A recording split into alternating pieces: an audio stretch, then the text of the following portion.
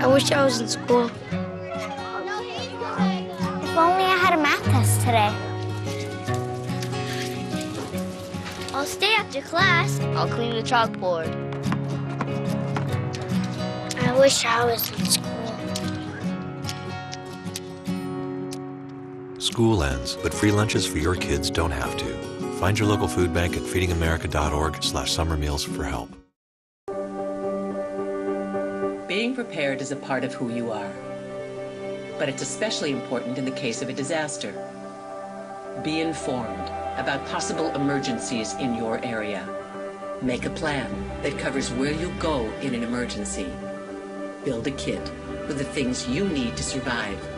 There's no one more capable of planning for your situation than you. Start your plan today. Go to ready.gov/myplan.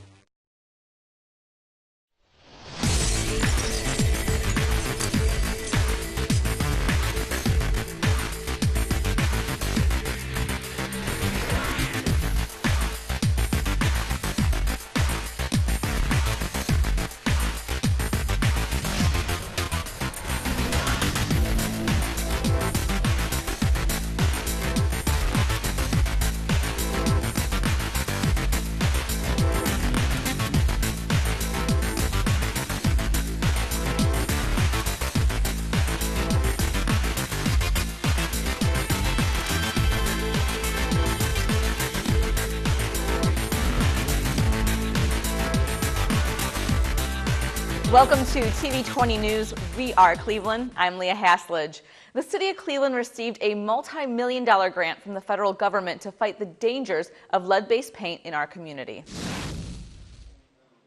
The city of Cleveland received a check for $3.4 million so they can continue their battle against the dangers of lead-based paint. Officials from the Department for Housing and Urban Development stated the hazards of lead-based paint and lead-based poisoning can cause environmental hazards to children who may live in homes built prior to 1978. HUD officials believe their efforts will significantly improve the health of the community and quality of the housing stock in the Cleveland area. The technology and knowledge to deal with lead hazard is out here, and it's incumbent upon us that we have the research and information, and that we do more to make sure that our children are free from the impact of lead poisoning during their most formative years.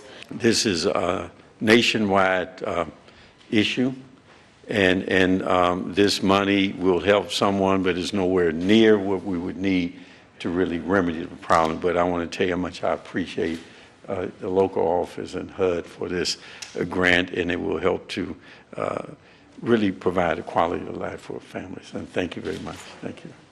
If you would like more information about the Lead Hazard Control Program, the phone number is 216-664-4021.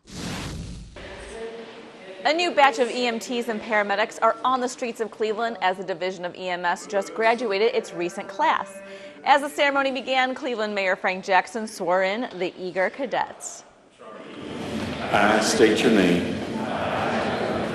Do solemnly swear that I will support the Constitution of the United States,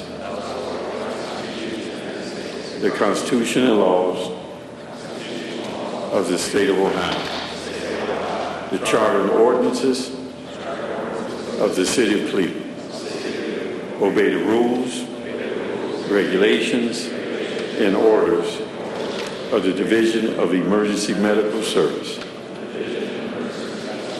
and discharge the duties of my office with professionalism and character, to the best of my knowledge and ability, providing quality care to all those in need. So help me God. Congratulations. Ward 15 Councilman and Public Safety Chair Matt Zone was first to offer his congratulations to the newly sworn-in EMTs. I know it's been a long time. You've been through a tremendous amount of testing and practicing, but you now are among the most prepared life and first responder protectors in the United States. TV20 would like to congratulate all of the new EMTs and paramedics for all of their hard work and wish them the best on their new career. The Cleveland Police are looking for Northeast Ohio's finest to join the force. The department is hiring lateral transfers, which means they are looking for officers who are OPATA certified and have been an Ohio law enforcement officer for some time. The department is urging candidates to take advantage of this opportunity. The Cleveland Division of Police is the largest division of police in Northeast Ohio.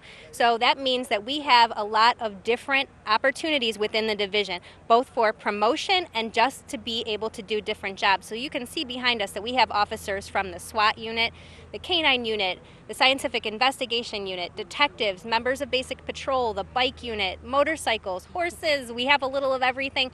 There are a lot of opportunities to move around and do different things in police, and we want to make sure that officers within the state of Ohio, especially right now, are aware of those opportunities. The Cleveland Police Department is looking to hire more than 140 officers within the next few years. They have to have 3 years of experience, full-time experience within the last 4 years. And they will go to www.governmentjobs.com/careers/Cleveland. And that's where the link is to apply. Well, we hope to get a class of lateral officers of at least 25. Currently, we're at 1,455 officers, and we hope to get to 1,601 within the next 3 years, but 5 years is the goal. But we would love it if we could get there in 3 years. So. If you have any questions regarding the police hiring process, please call 216-623-5135. The Ohio Municipal Clerks Association held their annual meeting at the Doubletree Hotel in downtown Cleveland to nearly 100 clerks from across Ohio. Pat Britt, the clerk of Cleveland City Council, introduced Cleveland Mayor Frank Jackson and said that the mayor taught her a great many things about working in public office. He really helped me understand that being in public office is about serving people. So if you didn't want to serve people, don't think about this profession. Don't think about public service in any realm, whether you're a clerk, whether you are a council member or a mayor. So he taught me the ropes in that. As he welcomed the group, Mayor Jackson reflected on how his time in council gave him great appreciation for the work the clerks do. That's when I really understood, when I was council president, what is the duty and responsibility of a clerk, because a good clerk will make your job much easier, much easier. And you have to deal with all the personalities of elected officials, and most of us have enormous egos. For more information on the Ohio Municipal Clerks Association, visit their website at omcs.us. It was a beautiful morning for a stroll as area senior citizens stopped by Historic League Park to take part in Cleveland Department of Aging's summer walking program. Department Director Mary McNamara says this is all about moving and staying active during the summer months. This is our second summer walk series in the series, so we're here at League Park, and one of our hopes was just that we would create neighborhood walks for seniors to gather together, meet new friends, get information about safety, and then hopefully keep it going after we leave. Shirlene Wright and her friends know it's important for seniors to walk as much as they can every day. It's very important for seniors because the more you move, the better you feel, and the more you want to do things. If you sit and not move or anything, I mean, you just sort of like you dwelt away. You know, you, what? Give me a word. Yeah, you're stepping up.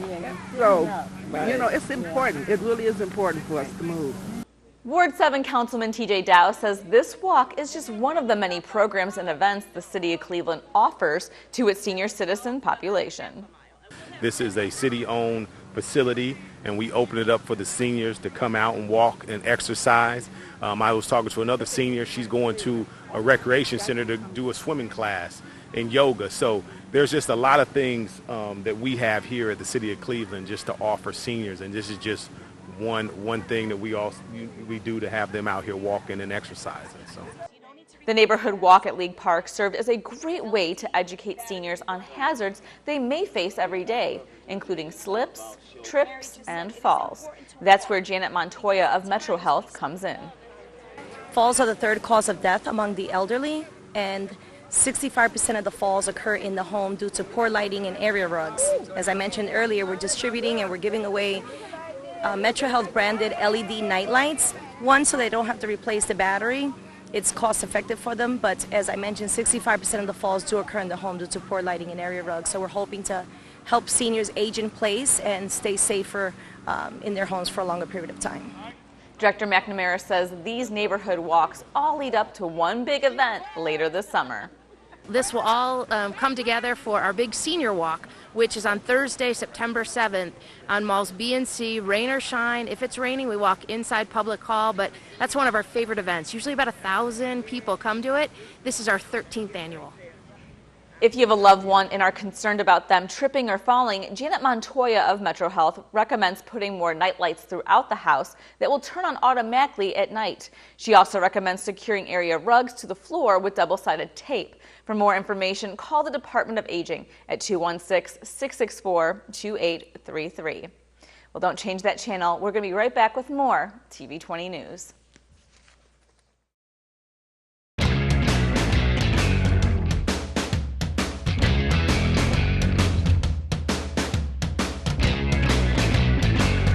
Open-minded people. The spirit of innovation. Passion. Action. Rock and roll.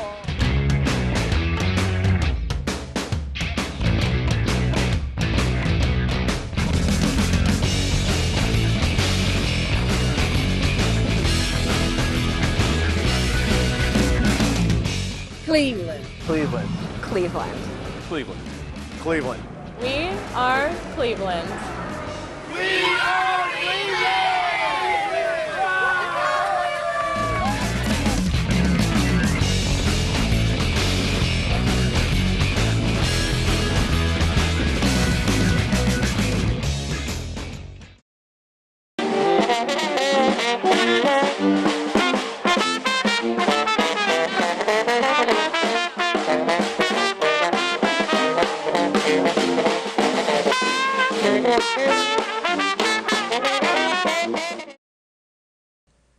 Welcome back to TV20 News. Residents in the Slavic Village neighborhood received free health services at the Southeast Community Health Expo. Hundreds came out to take advantage of the free health screenings at the Health Expo at John Adams High School. Residents who attended the free interactive health expo received a variety of quality health care services at no cost for the whole family. Services included medical, financial, educational, legal, and social services, plus sports physicals. Organizers say people need to attend these free health care opportunities.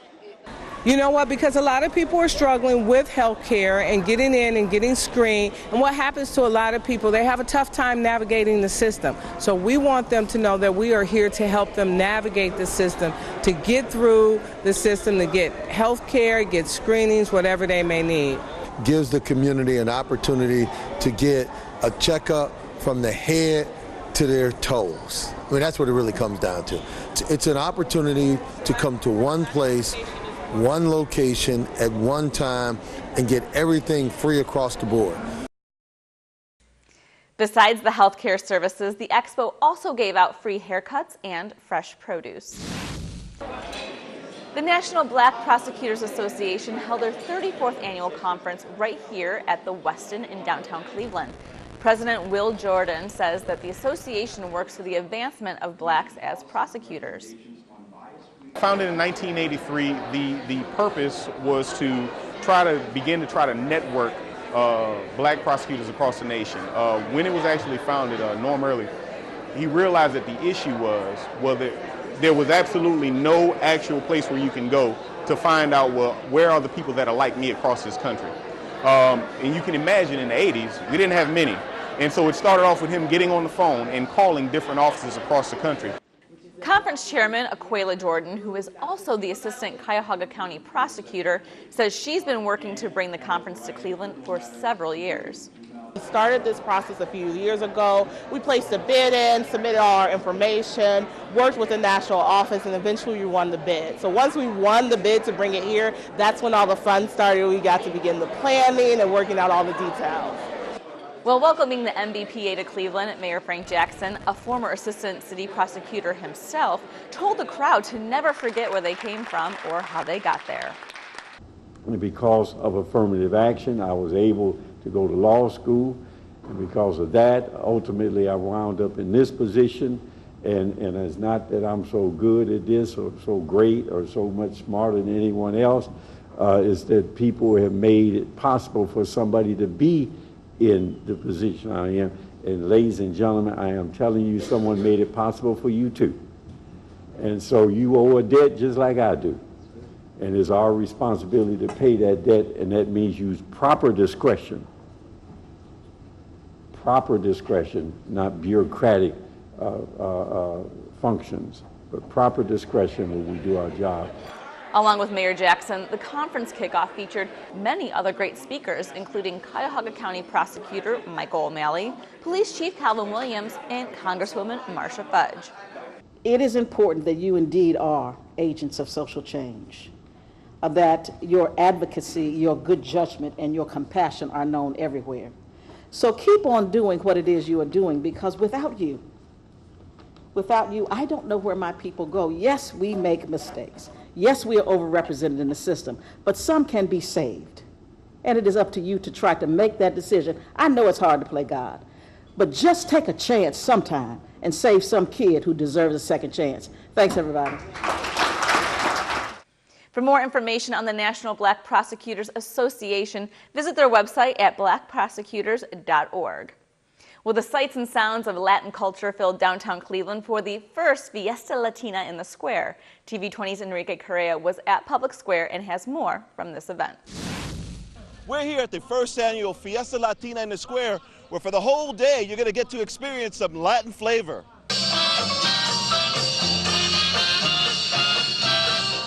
People couldn't resist the Latin beats at Fiesta Latina in the Square. People were spontaneously dancing on the grassy lawn, and if you didn't know how to salsa, they were even giving out dance lessons. And what do you think of an event like this for Cleveland to bring out all the Hispanic cultures? It's amazing because not only we celebrate our contributions to United States, but other people can learn of our roots and our flavor and all that we have to offer.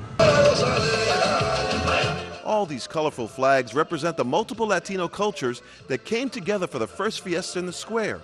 The event was sponsored by Cuyahoga Arts and Culture and Julia de Burgos Cultural Arts Center. Julia de Burgos Executive Director Leticia Lopez says it was a proud day to showcase the Latin experience. Our culture is amazing and beautiful. We want to share that culture with everyone. We want to be united here today and just to have a great time and show the world who we are. And of course, you can't have a Latin fiesta without some traditional foods from vendors at the event. Oh, I love it. It's amazing. We should have more and more often. Maybe 1 or 2 a year instead of just one. And what are we going to see on the menu from Panchitas today? Today we have leg quarters with homemade barbecue sauce that I make. We got homemade empanadillas. We got homemade Puerto Rican nachos, and that is we use tostones instead of a nacho chip, and we put certain condiments over it. It's made with pork or with chicken, your choice. We're going to see a lot of Puerto Rican flavor today. A whole lot, plus we got tostones with some garlic aioli that we homemade also. I had such a great time here. I can't wait to have this event again next year. At Public Square, I'm Enrique Correa, TV20, we are Cleveland. The Tri-C Creative Arts Dance Academy presented their New Beginning Summer Intensive concert at the Simon and Rose Mandel Theater at Cuyahoga Community College's Eastern Campus. Director of the Creative Arts Academy, Emanuela Frisconi, tells us more about the students performing, which are a part of a 3-week summer intensive camp. The students that are participating are students that not always get in class throughout the year, but we have the majority of them take regular classes with us at Metro Campus, and then we have also students coming from the community centers, which we started in giving classes there in the past, in the spring semester, and we will continue throughout the year. And then we have students that are coming from different towns from United States, so we have students from Denver, from Alabama, from Dayton, Ohio, from Washington, D.C. And so the level that we have and we work on throughout those 3 weeks is been skyrocketing high tonight. We have 3 levels of classes for dance, in introduction to dance, beginner level 1, beginner level 2, and intermediate. Usually students do a placement ahead of time, so to see the level that they are. However, it's completely open to everybody who is interested in the art or want to learn how to dance through the community sites that we are, thanks to the support of the Cleveland Foundation. We are at the Clark Recreation Center in a wonderful partnership with the city, and then we are also at the St. Luke Manor in collaboration with Boys and Girls Club, and also at the Heritage View site of CMHA. Thousands of people flocked to one of Cleveland's historic neighborhoods for their annual event that showcases their best. TV20's Enrique Correa has more. Leah, we're here at the 15th annual Taste of Tremont, where people get to eat, drink, and have a great time.